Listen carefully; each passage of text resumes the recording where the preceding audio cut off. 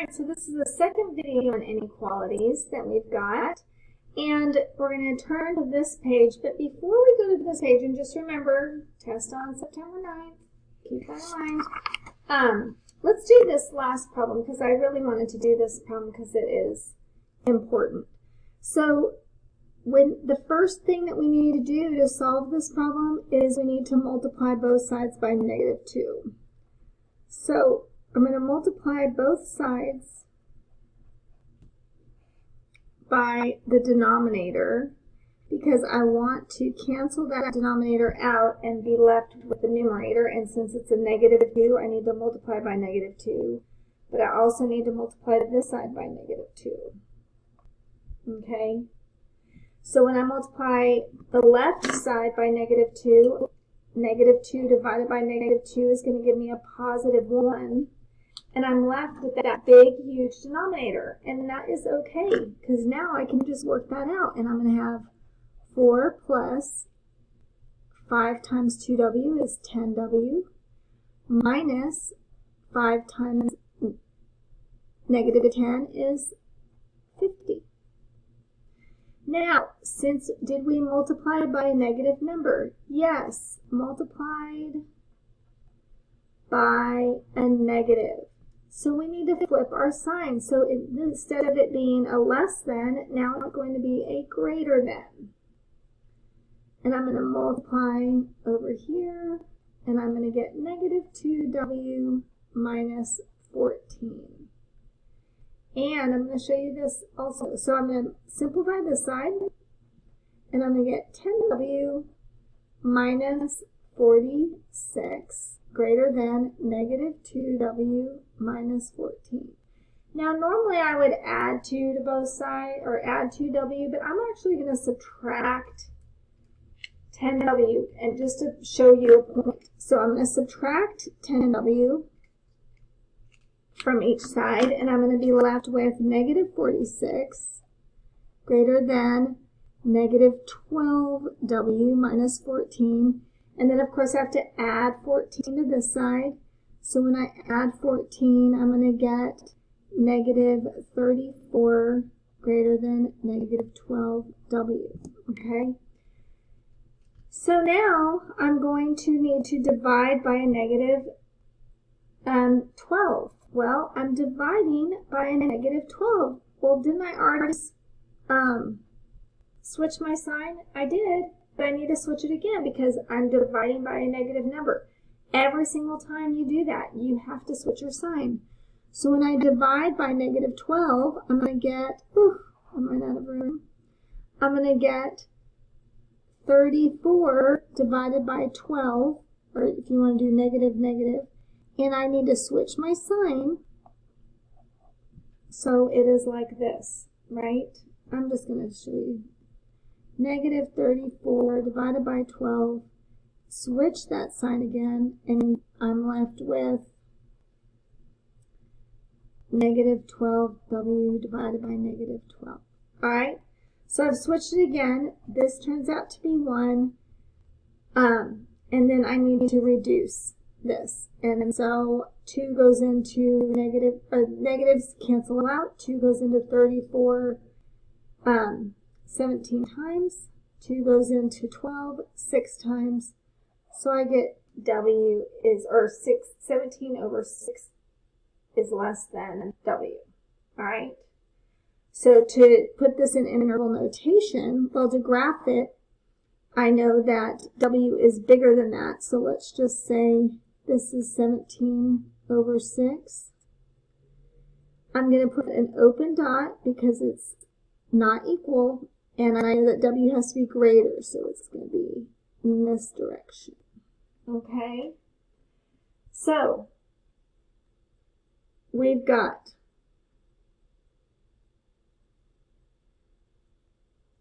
and darn it, I just realized this is actually 32,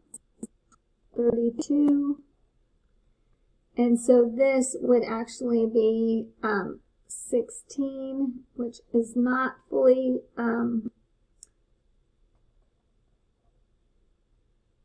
that's not fully reduced because 2 can go into both of them again, so actually it's 8 over 3. So let's say this is 8 over 3. Sorry about that, guys. So this is my graph, and then my interval notation. My lowest number is 8 over 3. I use parentheses. My highest number is infinity. All right. But I did want to show you how you just keep flipping the sign no matter what, every time you multiply or divide by a negative. Okay, let's move on to here. We've got compound inequalities, and these are, we're going to just do a couple of these. When you have, this is basically when you have 2 or more inequalities on the same graph. All right, and so when you have an or,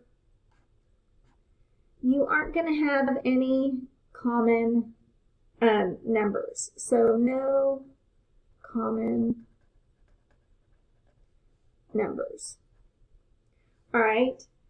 And so if I were to write this out, I would say that is going to be x has to be what? Less than or equal to 4, negative 4.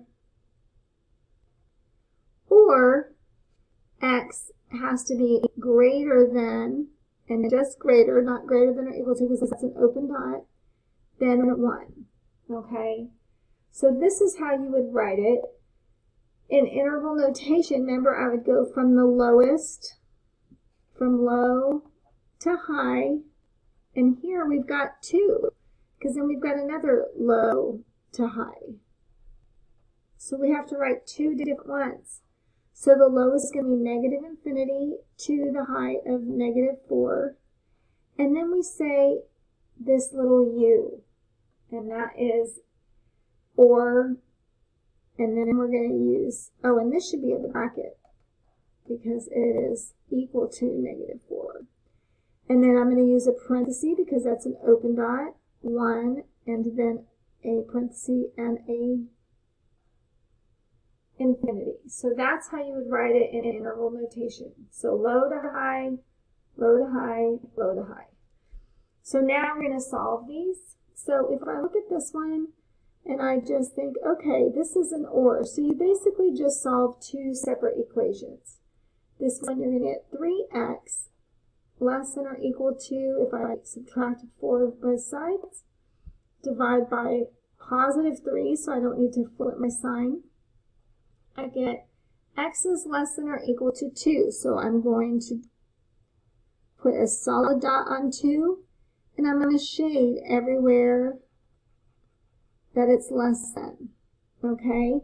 And to write that interval notation, I'd say negative infinity is the low, 2 is the high, and it includes 2, so I'd use the bracket. So that's this equation. This equation is divide both sides by 5, and you're going to get x is greater than 9. So to graph this, we're going to say x is greater than 9, so I'm going to put an open circle, because it's not equal to, on the 9, and then I'm just going to highlight as much as I can over there. And then to put that in interval notation, I'm going to say this is or, that means or, and then I'm going to use a parenthesis, because it doesn't include it, 9 to infinity. All right? So again, just to keep in mind, we're using the brackets when it's equal to and a closed dot, and we use the parentheses when it is just greater than or less than, and we use the open dot. All right. So, hopefully, let's do, actually pause your video, do number 2, and then come back and look at the answer. Alright, so hopefully you got n is less than or equal to negative 1, or n is greater than 4. I'm using the closed dot at negative 1, highlighting over here, the open dot at 4, highlighting over here, and then parentheses, negative infinity, comma, -1 bracket, or parentheses, 4, comma, infinity, parentheses. Okay, let's flip the page, and we're going to talk a little bit about these ands. So now in the and, you'll notice this has a closed dot here, an open dot here, and everything's highlighted in between. Okay, so here, when you have your and inequalities, you have common points. And these are kind of like endpoints, because it has to be both. So it can't be smaller than this or bigger than this.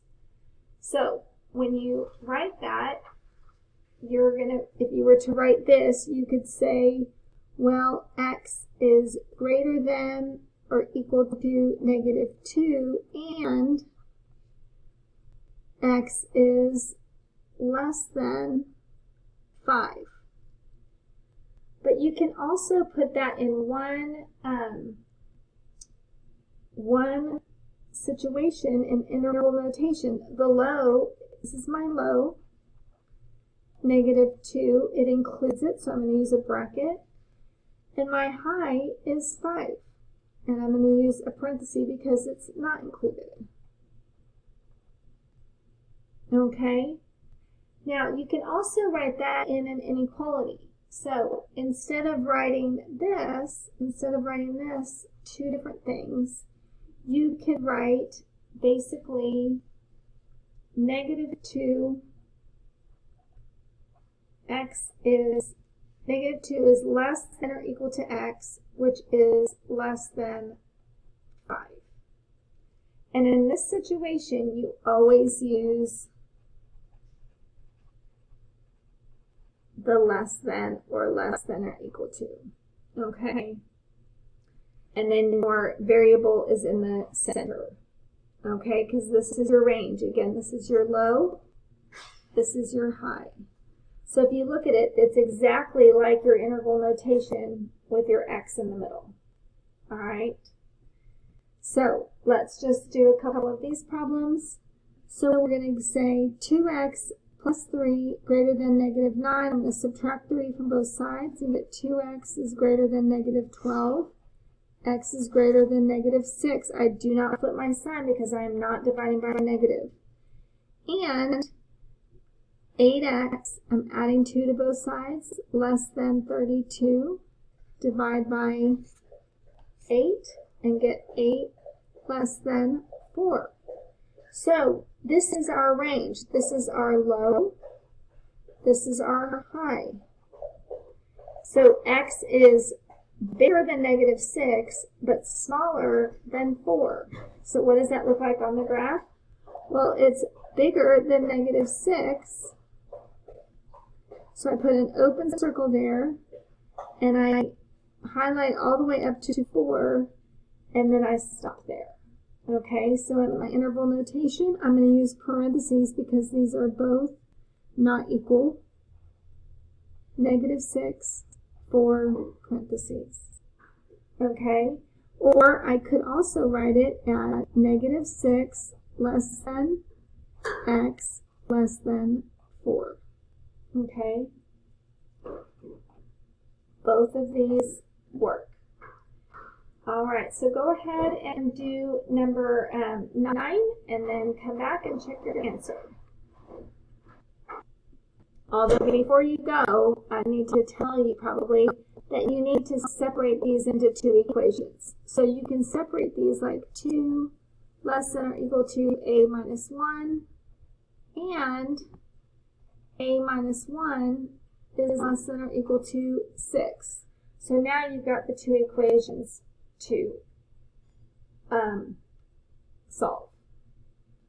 All right, and here's what that looks like. So you've solved this one and got -1 is less than or equal to a, and a is less than or equal to 7. So you can rewrite that where here's your low value, here's your high value, and then put it into the number line, I'm using a closed dot because it's less than or equal to 2. Then I'm using the brackets because it's less than or equal to, and I'm including -1 and 7. All right, so hopefully that is helpful to work these out. And let's do this last one here. Go ahead and try and pause the recording and see if you can solve that. First, I'm going to separate this.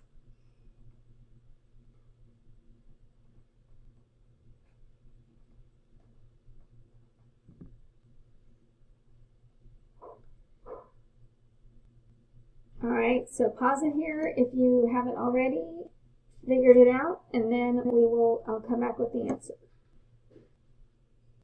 So here you can see I had to multiply by a negative and flip my inequality sign, and then again I had to divide by a negative and flip the inequality sign again. All right, and in the same situation in this case, I had to flip the inequality sign once and then flip the inequality sign again. So in this case, I could rewrite this as 2x is greater than or equal to, or 2 is less than or equal to x, which is less than 8. Okay, so this is my low, this is my high. Now sometimes when you're flipping them around, maybe the low is on this side. That's okay. If this is the lowest number, then that's what you go with. So then you go 2 is a closed dot because it's equal to 2. 8 is an open dot, and x is everything in between.